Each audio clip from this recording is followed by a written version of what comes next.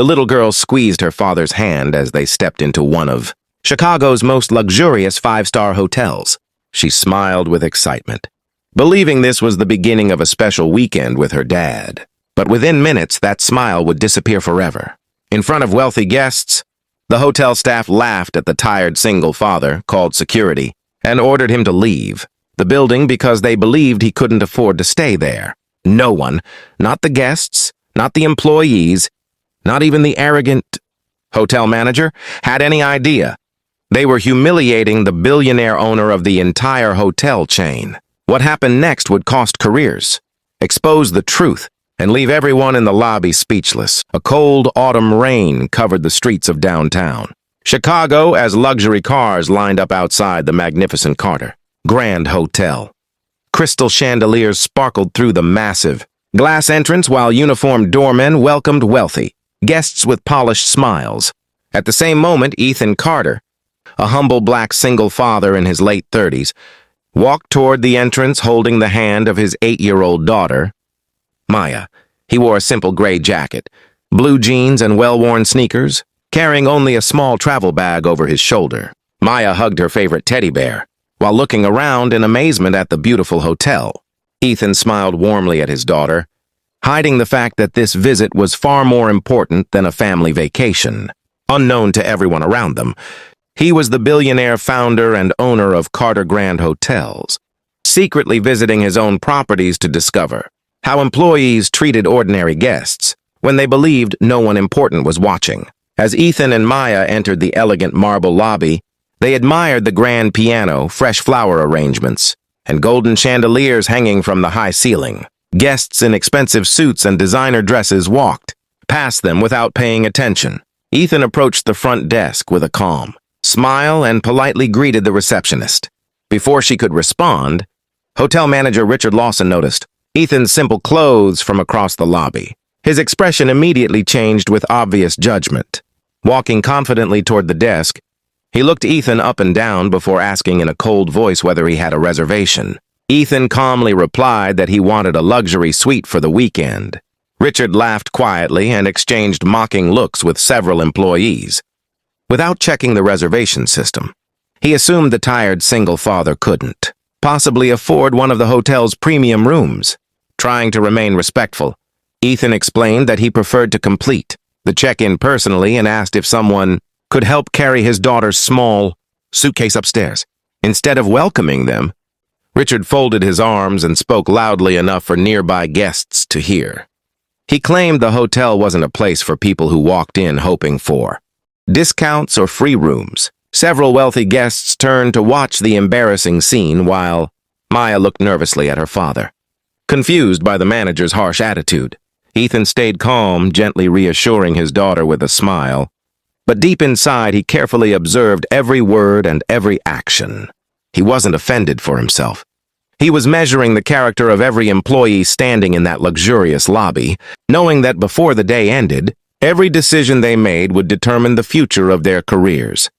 The silence inside the hotel lobby grew heavier with every passing second. Guests stopped checking in, conversations faded, and even the pianist quietly stopped playing as everyone watched the humiliating scene unfold. Hotel manager Richard Lawson pointed toward the revolving doors and ordered 2 security guards to escort Ethan Carter and his 8-year-old daughter, Maya, outside immediately. "This hotel is reserved for paying guests," he said loudly, making sure everyone could hear. "People who can't afford to stay here shouldn't waste our time." Several guests exchanged uncomfortable glances, while others secretly recorded the moment on their phones. Maya held tightly to her father's hand, fighting back tears as she whispered, "Daddy, did we do something wrong?" Ethan knelt beside her, smiled gently, and replied, "No, sweetheart. We always treat people with respect, even when they don't do the same." Without arguing or revealing who he really was, he calmly walked toward the exit, leaving the entire lobby believing they had just removed an unwanted guest. Less than 15 minutes later, the peaceful atmosphere outside the hotel changed dramatically. A convoy of black Cadillac Escalades pulled up to the entrance, followed by several luxury sedans carrying members of the board of directors. Hotel employees rushed outside, assuming an important investor had unexpectedly arrived. The chairman of Carter Grand Hotels stepped out first, looking around anxiously, before spotting Ethan standing beside his daughter near the hotel entrance. He immediately walked over, smiled warmly, and shook Ethan's hand with great respect.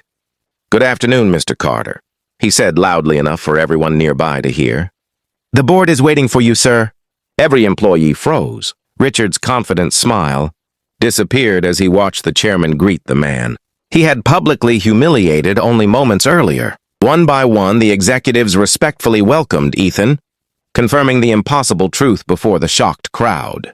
The chairman turned toward the gathering employees and announced, "Ladies and gentlemen, allow me to introduce Mr. Ethan Carter, founder, majority owner, and chief executive officer of Carter Grand Hotels."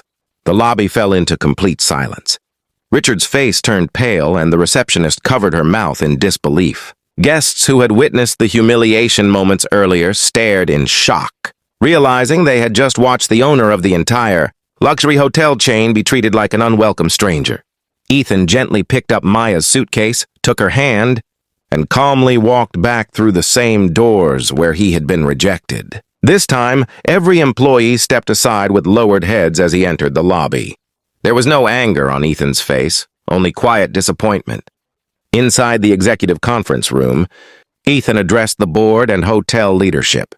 He explained that for months he had secretly visited his own hotels, dressed as an ordinary guest, because customer surveys could never reveal how employees truly treated people. Security footage from the lobby was displayed on a large screen, showing every insulting word, every disrespectful glance, and every unfair decision made that afternoon. No one in the room could defend what they saw. Ethan looked directly at Richard and said, "Luxury isn't measured by marble floors or expensive suites. It's measured by how you treat the person who appears to have nothing." He immediately terminated Richard's employment, rewarded the employees who had shown kindness despite the situation, and announced new training focused on dignity, respect, and compassion. As the board members applauded, every person in the room realized they had witnessed a lesson far more valuable than any business meeting, a reminder that true character is revealed by how we treat those we believe cannot change our lives.